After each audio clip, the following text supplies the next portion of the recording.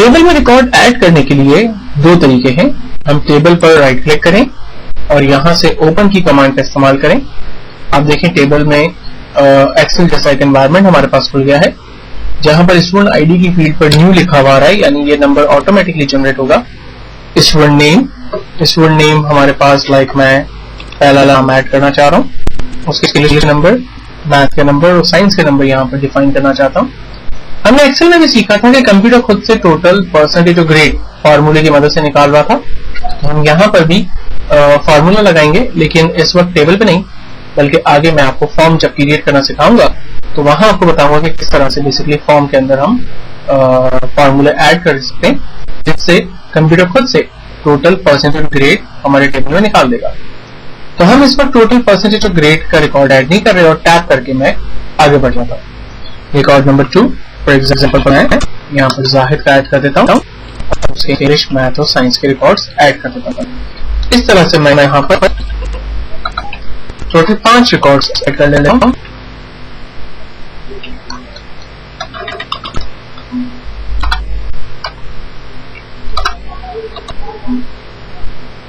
Sorry, अच्छा अब देखें यहाँ पर चूंकि डाटा टाइप जो है वो हमने नंबर रखी हुई है, इसलिए जैसे ही मैं टेक्स्ट लेकर आगे बढ़ने की कोशिश करता हूँ तो क्या कहता है, value you inter does not match the number data type in this column, यानी जो वैल्यू आप यहाँ पर एंटर कर रहे हैं वो डाटा टाइप से मैच नहीं करी। तो डाटा टाइप में हमने क्या लिखा था, हमने लिखा था डाटा टाइप के अंदर नंबर। तो डेफिनेटली मैं यहाँ पर कोई भी नंबर वैल्यू दूंगा तो कंप्यूटर उसको एक्सेप्ट कर लेगा। लेकिन जिस डाटा टाइप की टाइप जो है वो टेक्स्ट है, अगर आप वहां पर नंबर लिखकर भी आगे बढ़ जाएंगे तो कंप्यूटर उसको एक्सेप्ट कर लेगा। तो ये चीज हमेशा ध्यान में रखनी है आपने कि अगर आप किसी फील्ड की डाटा टाइप को टेक्स्ट डिफाइन कर दें तो उसमें कंप्यूटर नंबर को भी एक्सेप्ट कर लेता है, क्योंकि उस नंबर को फिर वो एज अ टेक्स्ट सपोज कर लेता है। लेकिन उस टेक्स्ट फील्ड के ऊपर भी वो किसी भी किस्म का फार्मूला नहीं लग सकता, यानी आप उसे प्लस माइनस मल्टीप्लाई डिवाइड या कोई और फार्मूला उसके ऊपर नहीं लगा सकते। लेकिन जिस डाटा टाइप की, जिस फील्ड की डाटा टाइप को एज अ नंबर असाइन किया गया है, आप डेफिनेटली उसके ऊपर तमाम फार्मूले लगा सकते हैं। तो कोशिश ये करें कि telephone number, mobile number, employee का लाइक GRN नंबर, लाइक उसका ID card number, passport number या कोई और अगर उसके नंबर्स हैं तो उन डाटा टाइप्स को एज अ टेक्स्ट सपोज करें, क्योंकि उसके ऊपर हमने फार्मूले नहीं लगाने हैं। तो यहाँ पर मैंने कुछ नेम और हेडिंग्स यहाँ पर डिटेल्स फिक्स करें। टेबल में रिकॉर्ड ऐड करने के बाद यहाँ पर एक क्रॉस का बटन आ रहा है। इस क्रॉस के बटन पे क्लिक करके हम अपने रिकॉर्ड को, टेबल को क्लोज करेंगे, जिससे टेबल हमारा क्लोज हो जाएगा। और ये हमसे सेव करने का नहीं पूछता। अक्सर स्टूडेंट मुझसे सवाल करते हैं कि जब हम टेबल को क्रॉस करके बंद करते हैं तो कंप्यूटर हमसे सवाल नहीं करता कि आया रिकॉर्ड आपने सेव करने या नहीं। तो रिकॉर्ड ऑटोमेटिकली सेव होते हैं, इसमें आपको फिक्र करने की नीड नहीं है। और उसको हम चेक भी कर लेते हैं, डबल क्लिक करते हैं और हम क्रॉस चेक करके देख सकते हैं कि आइदर हमने जो रिकॉर्ड कंप्यूटर पर ऐड किए वो रिकॉर्ड ऐड हुए भी या नहीं। तो हम देख सकते हैं वाकई हमें तमाम रिकॉर्ड्स प्रॉपर्ली नजर भी आ रहे हैं। तो फाइनली हम अपने टेबल को क्लोज करते हैं। अब टेबल में कुछ और बेसिक चीजों को देखने की कोशिश करते हैं। सबसे पहली चीज, क्योंकि जब मैं टेबल पे डबल क्लिक करता हूं या टेबल पे राइट क्लिक करके इसके ओपन की कमांड का इस्तेमाल करता हूं, तो मेरे पास यहाँ पर जो एनवायरनमेंट खुल रहा है, इस एनवायरनमेंट के अंदर मैं रिकॉर्ड को ऐड कर सकता हूं अगर मुझे मजीद रिकॉर्ड्स ऐड करने हैं। लेकिन अगर आपने इस टेबल के स्ट्रक्चर के अंदर और इसके जो मेन हेडिंग्स हैं उसके अंदर अगर कोई चेंजिंग करनी है या मजीद हेडिंग्स यहाँ पर ऐड करनी है, तो फिर उसके लिए मैं रिकमेंड करूंगा कि आप टेबल पर राइट क्लिक करें और इसके डिजाइन व्यू पे चले जाएं। डिजाइन व्यू पे जाने से पहले मैं थोड़ा सा आपको टेबल की इस लेआउट एनवायरनमेंट पे काम करने की टेक्निक्स बता रहा हूं। सबसे पहली चीज, जिस तरह से हम एक्सेल के अंदर कॉलम की साइज को बड़ा और छोटा करते थे, यहाँ पर भी आप अपने किसी भी कॉलम की साइज को बड़ा और छोटा कर सकते हैं। और चूंकि यहाँ पर हमारे पास सॉर्टिंग का ऑप्शन अवेलेबल है, तो आप अपने रिकॉर्ड को अल्फाबेटिकल ऑर्डर के अंदर सॉर्ट, असेंडिंग एंड डिसेंडिंग कर सकते हैं।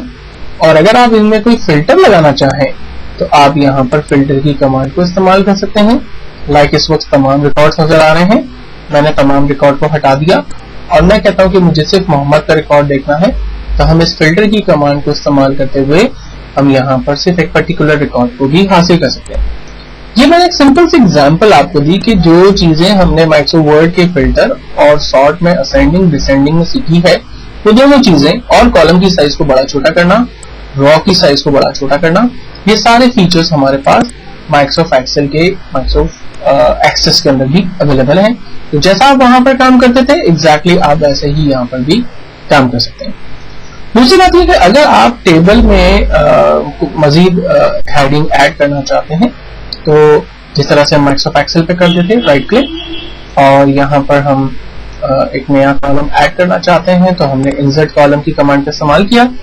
फील्ड का नाम हमें दे रहा है, हमने यहाँ पर डबल क्लिक किया फील्ड के ऊपर और फील्ड का नाम मैंने यहाँ पर अपनी मर्जी से एक और सब्जेक्ट यहाँ पर ऐड कर दिया उर्दू, और उससे कुछ अपनी मर्जी से डमी नंबर्स ऐड कर दिए।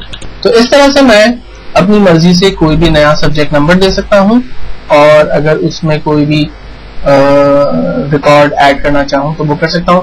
और अगर मुझे किसी फील्ड की नीड नहीं है तो मैं उसी फील्ड पर राइट क्लिक करके उस कॉलम को डिलीट भी कर सकता हूं।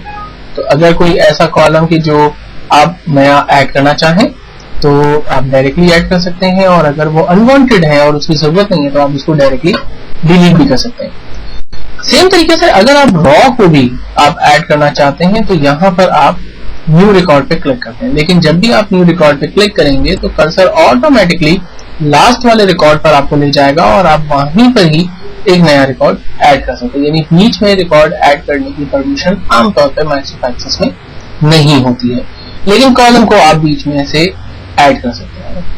देन उसके बाद हमारे पास ऑप्शन आप देखें, कॉलम को आप रीनेम कर सकते हैं, आप कॉलम को फ्रीज और अनफ्रीज कर सकते हैं, यानी कॉलम मूव ना करे।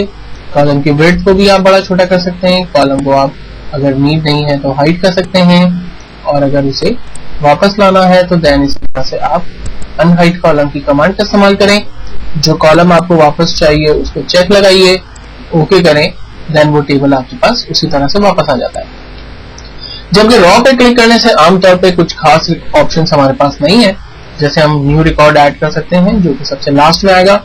अलबत्ता हम रिकॉर्ड को डिलीट कर सकते हैं। अगर कोई अनवांटेड रिकॉर्ड है, अगर आप उसे डिलीट करना चाहें तो यहाँ से डिलीट रिकॉर्ड की कमांड का इस्तेमाल करके उस रिकॉर्ड को आप डिलीट कर सकते हैं। रिकॉर्ड को कट करके कहीं और ले जाना चाहते हैं, कॉपी करके कहीं और ले जाना चाहते हैं तो कट और पेस्ट और कॉपी और पेस्ट की कमांड का इस्तेमाल भी कर सकते हैं। जबकि रॉ की हाइट को बड़ा करना चाहें आप तो यहाँ से रॉ की हाइट को आप बड़ा कर सकते हैं। तो इसका मतलब यह है कि जब आप टेबल के अंदर रिकॉर्ड को ऐड कर रहे होते हैं तो उस एडिटिंग एरिया के अंदर अपनी मर्जी से बहुत सारी नई फील्ड्स, नए रिकॉर्ड्स ऐड कर सकते हैं, उन्हें रीनेम कर सकते हैं, और उसके डिजाइन टाइम से रिलेटेड जो भी काम आप उसमें करना चाहें वो परमिशन आपको यहाँ अवेलेबल है, आप वो सारे काम कर सकते हैं।